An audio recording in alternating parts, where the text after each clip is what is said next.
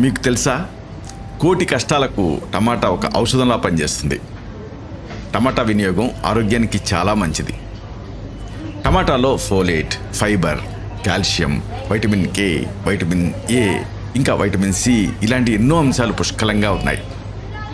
టమాటాలో ఉండే anti oxidants cancer లాంటి ప్రాణాంతక వ్యాధుల నుంచి కాపాడతాయి. టమాటా అనేది ఎముకలకు మంచిది.